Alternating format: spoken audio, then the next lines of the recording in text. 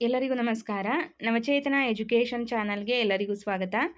ಇವತ್ತಿನ ಸೆಷನ್ನಲ್ಲಿ ನಾವು GPSTR, PSTR ಮತ್ತು HSTR ಪರೀಕ್ಷೆಗಳಿಗೆ ಉಪಯುಕ್ತ ಆಗೋ ರೀತಿಯಲ್ಲಿ ಪತ್ರಿಕೆ 3 ಭಾಷಾ ಸಾಮರ್ಥ್ಯದ ಒಂದು ಇಂಪಾರ್ಟೆಂಟ್ ಕಾನ್ಸೆಪ್ಟನ್ನು ಇವತ್ತು ನೋಡೋಣ.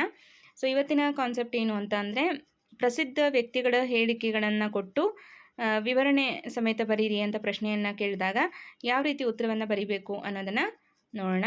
ಸೊ ಈಗ ಇವತ್ತಿನ ಪ್ರಶ್ನೆ 5 ಅಂಕಗಳಿಗೆ ಕೇಳುವಂತಹ ಪ್ರಶ್ನೆಯಾಗಿದ್ದು, ಪ್ರಶ್ನೆ ಏನಿದೆ ಅಂತ ಅಂದರೆ, ಶಿಕ್ಷಣ ಎಂದರೆ ಈಗಾಗಲೇ ಮನುಷ್ಯನಲ್ಲಿರುವ ಪರಿಪೂರ್ಣತೆಯ ಅಭಿವ್ಯಕ್ತಿ. ಈ ಹೇಳಿಕೆಯನ್ನು ಶೈಕ್ಷಣಿಕ ಹಿನ್ನೆಲೆಯಲ್ಲಿ ವಿವರವಾಗಿ ಬರೆಯಿರಿ ಅಂತ ಕೇಳಿದ್ದಾರೆ. ಓಕೆ, ನಮಗೆ ಒಂದು ಪ್ರಸಿದ್ಧ ಹೇಳಿಕೆಗಳನ್ನು ಕೊಟ್ಟಿರ್ತಾರೆ. ಅದು ಪ್ರಸಿದ್ಧ ವ್ಯಕ್ತಿ ಹೇಳಿರುವಂತಹ ಹೇಳಿಕೆಯೇ ಆಗಿರುತ್ತೆ.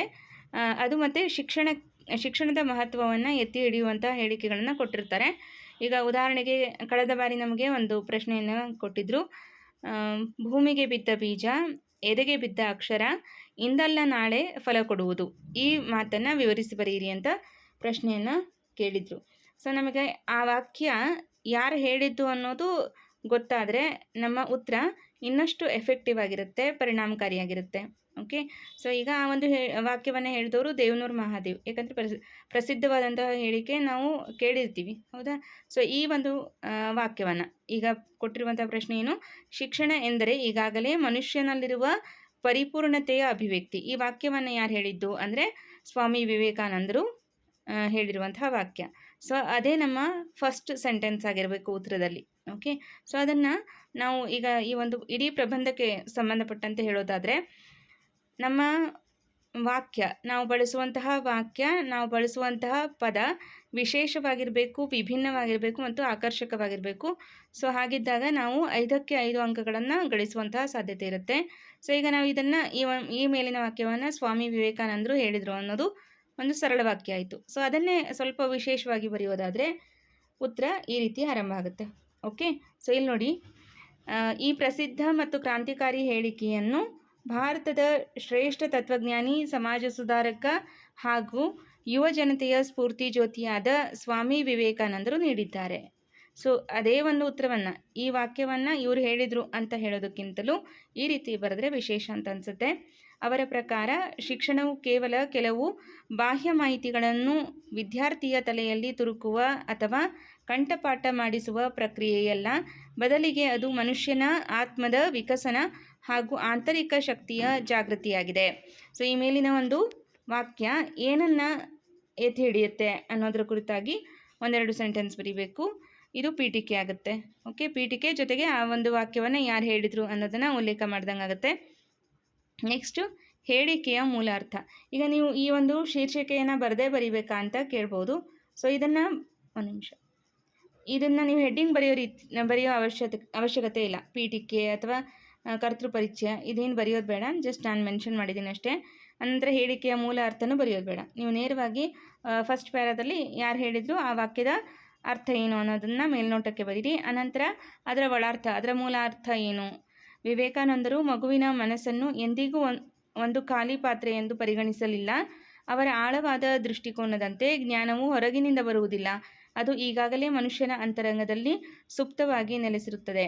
ಉದಾಹರಣೆಗೆ ನಮಗೆ ಗೊತ್ತಿರುವಂತಹ ಒಂದು ಉದಾಹರಣೆಯನ್ನು ಹೇಳೋದಾದರೆ, ಒಂದು ಸಣ್ಣ ಆಲದ ಬೀಜದೊಳಗೆ ಬೃಹತ್ ದೈತ್ಯ ವೃಕ್ಷವಾಗುವ ಎಲ್ಲ ಸಾಮರ್ಥ್ಯಗಳು ಮತ್ತು ಗುಣಲಕ್ಷಣಗಳು ಅಡಗಿರುವಂತೆ ಪ್ರತಿಯೊಂದು ಮಗುವಿನಲ್ಲೂ ಅಪಾರ ಬುದ್ಧಿವಂತಿಕೆ, ಜ್ಞಾನ ಮತ್ತು ಪರಿಪೂರ್ಣತೆ ಮೊದಲೇ ಇರುತ್ತದೆ. ಶಿಕ್ಷಣದ ನೈಜ ಕೆಲಸವೆಂದರೆ ಆ ಜ್ಞಾನದ ಮೇಲಿರುವ ಅಜ್ಞಾನದ ಪರದೆಯನ್ನು ಸರಿಸಿ ಒಳಗಿರುವ ದಿವ್ಯತೆಯನ್ನು ಜಗತ್ತಿಗೆ ಪ್ರಕಟಿಸುವುದೇ ಆಗಿದೆ. ಸೊ ಶಿಕ್ಷಣದ ಅರ್ಥ ಏನು ವಿವೇಕಾನಂದರ ಪ್ರಕಾರ ಅಂದರೆ, ನಮ್ಮಲ್ಲಿ ಜ್ಞಾನ ಅನ್ನುವಂತಹ ಜ್ಯೋತಿ ಬೈ ಬರ್ತ್ ನಮಗೆ ಹುಟ್ಟಿನಿಂದಲೇ ಬಂದಿರುತ್ತೆ. ಈ ಶಿಕ್ಷಣ ಅನ್ನೋದು ನಮ್ಮ ಆ ಒಂದು ಜ್ಞಾನದ ಮೇಲೆ ಇರುವಂತಹ ಅಜ್ಞಾನದ ಪರದೆಯನ್ನು ಸರಿಸುವಂತಹ ಕೆಲಸ, ಒಳಗಿರುವಂತಹ ದಿವ್ಯತೆಯನ್ನು, ದಿವ್ಯ ಜ್ಯೋತಿಯನ್ನು ಬೆಳಗಿಸುವಂತಹ ಕೆಲಸವನ್ನು ಶಿಕ್ಷಣ ಮಾಡಬೇಕಾಗುತ್ತೆ ಅನ್ನೋದನ್ನು ಹೇಳಿದ್ದಾರೆ. ಇದನ್ನು ನಾವು ಈ ಒಂದು ಶೈಕ್ಷಣಿಕ ಹಿನ್ನೆಲೆಯಲ್ಲಿ ಹೇಳೋದಾದರೆ, ಶಿಕ್ಷಣ ಅಂದರೆ ಏನು, ಅದು ಹೇಗಿರಬೇಕು ಅನ್ನೋದನ್ನು ನಾವಿಲ್ಲಿ ಬರಿಬೇಕಾಗತ್ತೆ. ಇವಾಗ ನಾವು ಶಿಶು ಕೇಂದ್ರಿತ ಶಿಕ್ಷಣವನ್ನು ನೋಡ್ತೀವಿ. ಸ್ವಾಮಿ ವಿವೇಕಾನಂದರ ಈ ತತ್ವವು ಆಧುನಿಕ ಇಂದಿನ ಆಧುನಿಕ ಶಿಕ್ಷಣ ವ್ಯವಸ್ಥೆಯ ಜೀವಾಳವಾಗಿದೆ. ಇದು ಮಗುವಿನ ಆಸಕ್ತಿ, ವೈಯಕ್ತಿಕ ಸಾಮರ್ಥ್ಯ ಮತ್ತು ಕಲಿಯುವ ವೇಗಕ್ಕೆ ಅನುಗುಣವಾಗಿ ಮುಕ್ತವಾಗಿ ಕಲಿಯಲು ಸಂಪೂರ್ಣ ಒತ್ತು ನೀಡುತ್ತದೆ.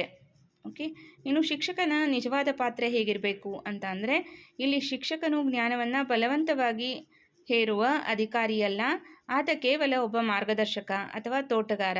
ತೋಟಗಾರನು ಗಿಡಕ್ಕೆ ಬೇಲಿ ಹಾಕಿ ನೀರುಣಿಸಿ ಅದು ಸ್ವತಂತ್ರವಾಗಿ ತನ್ನಷ್ಟಕ್ಕೆ ತಾನೇ ಬೆಳೆಯಲು ಹೇಗೆ ಸಹಾಯ ಮಾಡುತ್ತಾನೋ, ಮಗುವಿನ ಆಂತರಿಕ ಶಕ್ತಿ ಅರಳಲು ಪೂರಕವಾದ ಸನ್ನಿವೇಶ ಮತ್ತು ವಾತಾವರಣವನ್ನು ಮಾತ್ರ ಕಲ್ಪಿಸಬೇಕಾಗುತ್ತದೆ.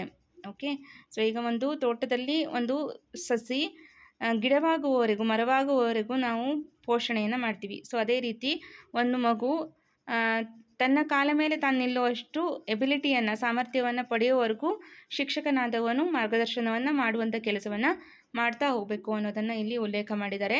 ಜೊತೆಗೆ ಸ್ವಯಂ ಕಲಿಕೆ ಮತ್ತು ಅನುಭವ. ಮಗುವು ಬಲವಂತದ ಕಲಿಕೆಗೆ ಒಳಗಾಗದೆ ತಾನಾಗಿಯೇ ಅನ್ವೇಷಣೆ ಮತ್ತು ಪ್ರಾಯೋಗಿಕ ಅನುಭವಗಳ ಮೂಲಕ ಕಲಿಯಲು ಈ ತತ್ವವು ಪ್ರೇರೇಪಿಸುತ್ತದೆ. ಇದು ಇಂದಿನ ರಾಷ್ಟ್ರೀಯ ಶಿಕ್ಷಣ ನೀತಿಯ ಮುಖ್ಯ ಆಶಯವೂ ಹೌದು ಅಲ್ವಾ. ಈಗ ನಾವು ಮಗುವನ್ನು ಬಲವಂತವಾಗಿ ಏನನ್ನೂ ಕಲಿಸೋದಕ್ಕಾಗಲ್ಲ. ಮಗುವಿನಲ್ಲಿ ಆಸಕ್ತಿಯನ್ನು ಹುಟ್ಟಿಸ್ಬೇಕು, ಮಗುವಿನಲ್ಲಿ ಅನ್ವೇಷಣೆಯ ಮನೋಭಾವನೆಯನ್ನು ಹುಟ್ಟಿಸ್ಬೇಕು, ಜೊತೆಗೆ ಪ್ರಾಯೋಗಿಕ ಅನುಭವಗಳ ಮೂಲಕ ಮಗು ಕಲಿತಾ ಹೋಗಬೇಕು ಅನ್ನೋದು ಇಂದಿನ ಶಿಕ್ಷಣ ನೀತಿಯ ತತ್ವ ಆಗಿದೆ. ಸೊ ಅದರ ಕುರಿತಾಗಿ ಉಲ್ಲೇಖ ಮಾಡಿ.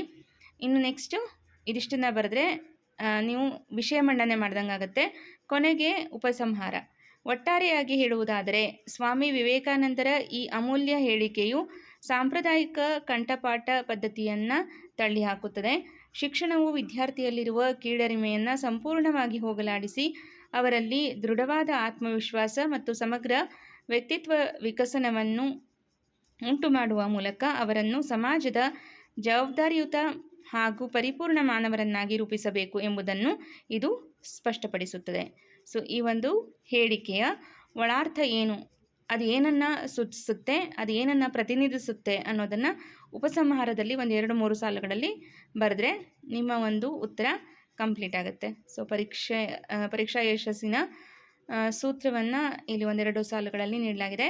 ಪರೀಕ್ಷೆಯಲ್ಲಿ 5 ಅಂಕಗಳ ಪ್ರಶ್ನೆಗೆ ಉತ್ತರ ಬರೆಯುವಾಗ ಮೇಲಿನ ಮಾದರಿಯಂತೆ ಅಂಡರ್ಲೈನ್ ಮಾಡಲಾದ ಪ್ರಮುಖ ಕೀವರ್ಡ್ಸ್ಗಳಾದ ಸ್ವಾಮಿ ವಿವೇಕಾನಂದರು, ಸೂಕ್ತವಾಗಿ, ಶಿಶುಕೇಂದ್ರಿತ ಶಿಕ್ಷಣ, ಮಾರ್ಗದರ್ಶಕ ಮತ್ತು ಸಮಗ್ರ ವ್ಯಕ್ತಿತ್ವ ವಿಕಸನ ಎಂಬ ಪದಗಳನ್ನು ಪ್ರಮುಖವಾಗಿ ಹೈಲೈಟ್ ಮಾಡಿ ಬರೆಯುವುದರಿಂದ ಮೌಲ್ಯಮಾಪಕರು ನಿಮಗೆ ಪೂರ್ಣ 5ಕ್ಕೆ 5 ಅಂಕಗಳನ್ನು ನೀಡಲು ಸಹಕಾರಿಯಾಗುತ್ತದೆ ಅಂತ ಇಲ್ಲಿ ಎಕ್ಸಾಮ್ ಟಿಪ್ಸನ್ನು ನೀಡಲಾಗಿದೆ. ಸೊ ನಾವು ಒಂದು ಉತ್ತರವನ್ನು ಬರೆಯುವಾಗ ಯಾವ ಅಂಶಗಳನ್ನು ಹೈಲೈಟ್ ಮಾಡಬೇಕು, ಯಾವುದು ಇಂಪಾರ್ಟೆಂಟ್ ಇರುತ್ತೋ ಸೊ ಅದನ್ನು ಹೈಲೈಟ್ ಮಾಡಬೇಕಾಗತ್ತೆ. ಹೈಲೈಟ್ ಮಾಡೋದಂದರೆ ಏನು, ಜಸ್ಟ್ ಅಂಡರ್ಲೈನ್ ಮಾಡಬೇಕು. ಓಕೆ, ಸೊ ಅದಕ್ಕೆ ನಾವು ವಾಕ್ಯವೇಷ್ಟನ ಚಿಹ್ನೆಯನ್ನು ಬಳಸ್ಬೋದು. ಪ್ರಸಿದ್ಧ ಹೇಳಿಕೆಗಳಾದರೆ ವಾಕ್ಯವೇಷ್ಟನ ಚಿಹ್ನೆಯನ್ನು ಬಳಸ್ತೀವಿ. ಸೊ ಲೇಖನ ಚಿಹ್ನೆಗಳನ್ನು ಬಳಸೋದು ಕೂಡ ನಿಮ್ಮ ಒಂದು ಉತ್ತರದಲ್ಲಿ ಪ್ರಮುಖ ಪಾತ್ರವನ್ನು ವಹಿಸುತ್ತೆ ಅಂತ ಹೇಳ್ಬೋದು. ಓಕೆ, ಸೊ ಒಬ್ಬರು ಇಲ್ಲಿ ಒಂದು ಕಮೆಂಟ್ ಮಾಡಿದ್ರು ಅಷ್ಟೇ, ಇನ್ನು ಉಳಿದವ್ರದ್ದೆಲ್ಲರದ್ದು ಪಾಸಿಟಿವ್ ಕಮೆಂಟೇ ಬಂದಿತ್ತು. ಸೊ ಇನ್ನೊಂದು ಕಮೆಂಟ್ ನೆಗೆಟಿವ್ ಕಮೆಂಟ್ ಅಂತ ನಾನು ಹೇಳಲ್ಲ. ಇಷ್ಟೊಂದು ಸಮಯದಲ್ಲಿ ಅಂದರೆ ನಮಗೇನು 3 ಅವರ್ಸು ಅಥವಾ 2.5 ಅವರ್ಸ್ ಕೊಟ್ಟಿರ್ತಾರಲ್ಲ, ಸೊ 5ಕ್ಕೆ ನಾವು ಇಷ್ಟೆಲ್ಲ ಬರೀಬೇಕಾ ಅಂತ ಕೇಳಿದರು. ಇಲ್ಲಿ 5ಕ್ಕೆ 5 ಅಂಕಗಳನ್ನು ಪಡೆಯೋದಕ್ಕೆ ನಾವು ಹೇಗೆ ಬರಿಬೇಕು ಅನ್ನೋದನ್ನು ತಿಳಿಸುವಂತಹ ಕರ್ತವ್ಯ ನಂದು, ಕೆಲಸ ನಂದು. ನೀವು ಎಷ್ಟು ಬರಿತೀರಿ ಅನ್ನೋದು ಪರೀಕ್ಷೆಯ ಹಾಲಲ್ಲಿ ನಿರ್ಧಾರ ಆಗುತ್ತೆ. ನಿಮಗೆ ಎಷ್ಟು ಅಂಕ ಕೊಡಬೇಕು ಅನ್ನೋದು ಮೌಲ್ಯಮಾಪಕರು ನಿರ್ಧಾರ ಮಾಡ್ತಾರೆ.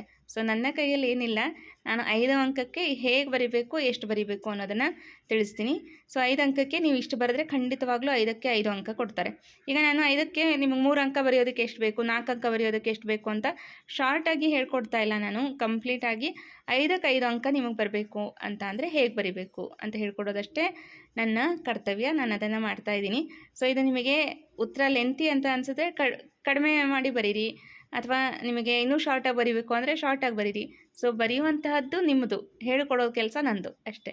ಓಕೆ, ಸೊ ಈಗ ನಾನು ಇವತ್ತಿನ ತರಗತಿಯ ಬಗ್ಗೆ ನಿಮ್ಮ ಅಭಿಪ್ರಾಯ, ಅನಿಸಿಕೆಯನ್ನು ಕಮೆಂಟ್ ಮಾಡಿ ತಿಳಿಸಿ. ಮತ್ತು ಈ ತರಗತಿ ಉತ್ತಮವಾಗಿದ್ದರೆ ನಿಮ್ಮ ಒಂದು